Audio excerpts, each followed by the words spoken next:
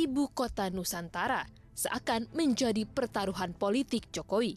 Tak sedikit pihak yang meragukan keberlanjutan mega proyek ini. Peneliti Pusat Studi Perkotaan Nirwono Yoga menilai proyek ini akan menimbulkan gejolak, khususnya menjelang tahun politik pada 2023-2024.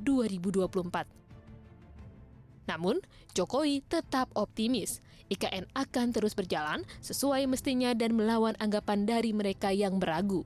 Kedatangan Jokowi berkali-kali ke IKN sebagai sinyal keras keseriusan Jokowi jika ibu kota baru bukanlah sebuah wacana. Jokowi bahkan sangat optimis pada tahun 2024 mendatang sudah bisa menggelar peringatan kemerdekaan di Istana Baru bersama sejumlah ASN dan warga di ibu kota baru. Jadi kawasan ini adalah kawasan istana kepresidenan.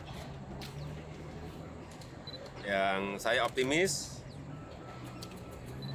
tahun depan bulan Agustus insya Allah sudah bisa upacara di sini. Kalau melihat landscape dan yang lain-lainnya, tadi saya sudah berbicara dengan perancangnya, dengan pelaksana di lapangan, dengan para supervisi di lapangan, manajer di lapangan, optimis. Insya Allah selesai. Sejumlah fasilitas ditawarkan oleh pemerintah untuk menarik minat ASN ke IKN, meliputi penyediaan rumah negara atau rumah dinas di kawasan inti pusat pemerintahan, pemenuhan biaya pemindahan, biaya tunjangan kemahalan, lalu juga ada fasilitas fleksibel lainnya sesuai dengan kebutuhan masing-masing ASN. Dan dalam lampiran rencana induk pemerintahan Ibu Kota Nusantara ini juga disebutkan bahwa pemberian tunjangan ini dimaksudkan untuk meningkatkan kesejahteraan dan kenyamanan ASN berada di Ibu Kota Nusantara.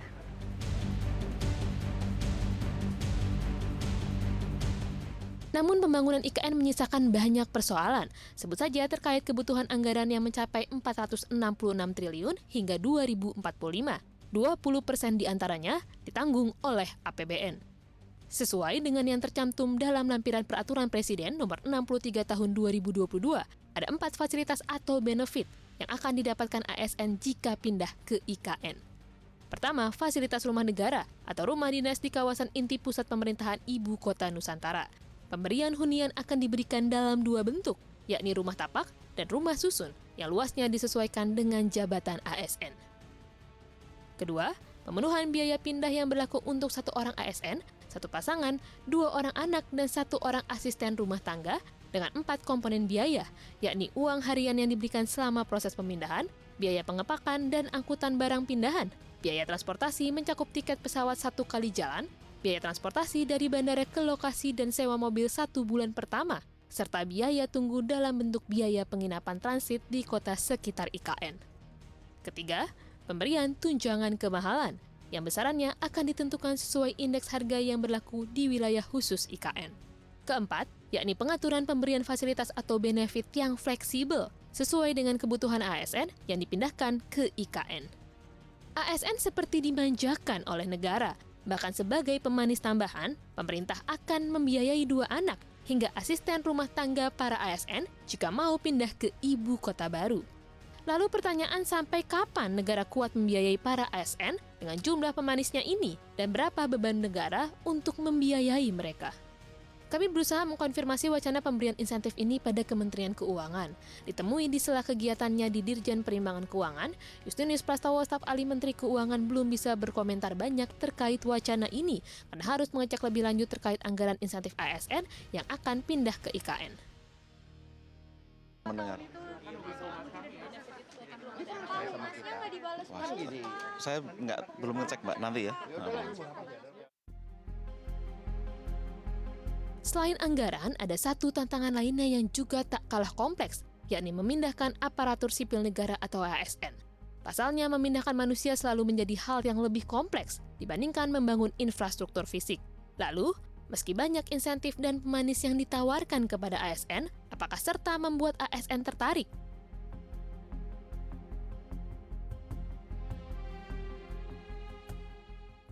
Untuk pindah ke IKN ya, ASN, siap nggak siap sih Mbak untuk ke sananya. Karena kita sebagai ASN, jadi kalau misalnya sudah ada surat perintah tugas untuk pindah, ya mau nggak mau kita harus pindah. Namun kalau misalnya disuruh memilih, karena pertimbangan keluarga, kayaknya tidak. Jujur saya tidak siap karena saya memikirkan anak-anak yang masih kecil. Mohon maaf Pak Presiden, saya tidak siap untuk pindah ke IKN. Kalau menurut saya sih pindah ke ibu kota baru itu ya siap-siap aja ya. Nah tapi kan tentunya kalau dengan persiapan pindah ke IKN kan butuh juga fasilitas yang perlu ditunjang sama pemerintah gitu. Jadinya ya kita lihat sendiri nanti gimana ke depannya nanti. Siap, saya kan ASN ini siap ditempatkan di mana saja.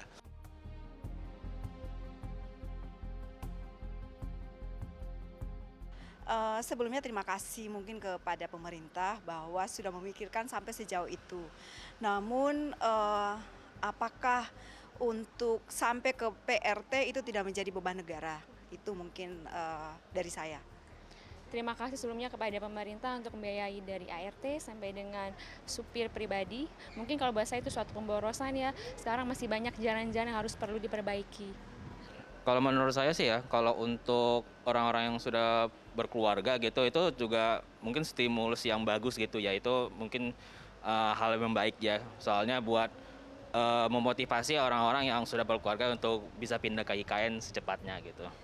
Ya sangat bagus, berarti pemerintah perhatian juga sama ASN yang akan dipindahkan ke IKN.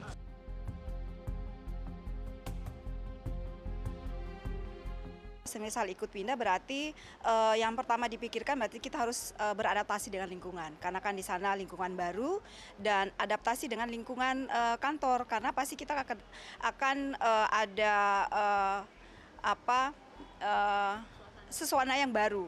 Pimpinan baru, belum tahu nanti di sana fasilitasnya seperti apa, apakah kita akan betah atau tidak. Tantangan besar karena pasti untuk ke sana lebih awal pasti akan meninggalkan keluarga. Tidak mungkin kita ke sana langsung bawa keluarga.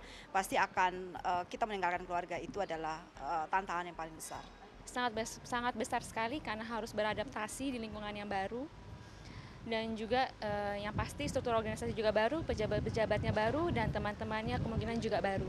Kalau menurut saya tantangan yang besar karena bukan hanya soal mungkin fasilitas yang bisa didukung sama pemerintah ya, tapi kan isu sosialnya juga gitu. Misalnya bagaimana kita yang pindah ke IKN itu kan dia pindah dari ke tempat yang baru lah gitu kan. Nah itu kan butuh adaptasi sosial yang besar gitu. Jadi ya itu tantangan buat kita juga. Saya rasa sama saja sih sebenarnya sejalan, karena kami sebagai ASN ini tentunya mengikuti aja prosedur yang memang pekerjaan ASN. Jadi sebenarnya nggak ada masalah sih sebenarnya buat pindah. Besarnya tunjangan ASN yang akan pindah ke IKN juga menjadi perhatian publik. Ketua Umum Asosiasi Analis Kebijakan Indonesia atau AAKI, Trubus Rahadiansyah, menyebut pemerintah tidak perlu membuat kebijakan yang berlebihan untuk menarik ASN pindah ke IKN. Menurutnya, ASN harus patuh dan taat pada sumpah jabatannya untuk siap ditempatkan di mana saja di wilayah Indonesia. Kebijakan pemindahan IKN ini kan tentu masih panjang dalam rangka, dalam upayanya, jajaknya mengenai kebijakan regulasinya yang harus jelas, transparan, clear gitu ya, rigid. Nah, siapa yang berpindah dan ketika dia pindah mendapatkan apa di sana, itu kan juga perlu. Jadi, tapi yang ketiga menurut saya dalam pemindahan itu sendiri jangan sampai terjadi pemborosan anggaran. Nah itu nanti seolah-olah terkesan membuang-buang banyak anggaran dan terkesan juga ada ini kan. Saya khawatirnya munculnya penyimpangan-penyimpangan ataupun perilaku-perilaku koruptif ketika terjadi pemindahan itu sendiri. Karena kan ini semua sangat besar yang akan dipindah itu jumlahnya. Dari teman-teman RB yang sudah diskusi dengan saya pun ada sekitar ini kan ada 4 skenario itu. Jadi ada skenario yang pertama itu nanti jumlahnya sekitar 1.900 yang akan gelombang pertama, baru nanti gelombang kedua itu sekitar 5.000 yang akan di ke sana, baru nanti gelombang ketiga itu jumlahnya sekitar 60.000 yang akan bawa ke sana, dan terakhir nanti gelombang keempat itu sekitar 100.000 misalnya itu skenario yang sudah diputuskan. Nah, karena itu agar tidak terjadi itu pemborosan anggaran, saya rasa pemerintah perlu mempertimbangkan secara matang, masak gitu ya, dengan kondisi yang ada. Dan saya rasa juga ini Mbak, yang terakhir sebenarnya pemindahan ibu kota itu sendiri bagi ASN itu tidak perlu diberikan satu insentif yang macam-macam ya, karena mereka kan sebenarnya sudah menjadi ASN itu sesuai dengan Undang-Undang Nomor 5 Tahun 2014 itu sanggup ditempatkan di mana saja. Jadi ketika dia menjadi ASN itu sudah berkomitmen Mbak untuk sanggup ditempatkan di mana saja di seluruh wilayah Indonesia. Nah, IKN ini kan bagian dari Indonesia ya, sehingga dia tidak perlu lagi kemudian ini. Nah, tinggal bagaimana nanti pemerintah membuat skenario pemindahan usianya, Mbak. Jadi kalau biasanya yang ngotot-ngotot, yang ngeyel-ngeyel itu yang nggak mau pindah, itu diperkirakan usia-usia 50 ke atas. Karena 50 ke atas sudah mau pensiun. Nah, jadi kalau yang mau dipindah memang menurut saya lebih bagus yang usia di bawah 40, Mbak. 40. Kecuali untuk manajer pemimpin lah ya. Eselon 1, eselon 2 itu. Nah, itu perlu pertimbangan yang matang gitu. Jadi menurut saya itu Mbak, jadi tidak semua dipindahkan itu harus melihat kondisi real ini gitu. Kemudian yang terakhir ya jangan kemudian masyarakat sampai punya asumsi seolah-olah semuanya mau diboyong ke sana semua sehingga Jakarta seperti dikosongkan gitu kan, dikosongkan. Dan kekhawatiran kita banyak gedung-gedung pemerintahan itu nanti jadi kosong dan itu tempat berpenghuni kuntilanak nantinya Mbak. Jadi menurut saya itu memang harus dipertimbangkan. Berdasarkan Peraturan Presiden Nomor 63 Tahun 2022 tentang perincian rencana induk Ibu Kota Nusantara yang ditetapkan 18 April 2022 terinci secara jelas tahapan persiapan pembangunan dan pemindahan Ibu Kota Nusantara yang akan berlangsung hingga 2045 mendatang. Pada bab 3 lampiran Peraturan Presiden Nomor 63 Tahun 2022 jelaskan lebih lanjut terkait tahapan dan pemindahan kementerian lembaga dan ASN. ASN yang dipindahkan ke IKN memiliki tingkat pendidikan minimal diploma 3, memperhatikan batas usia pensiun, penilaian potensi, dan kompetensi ASN.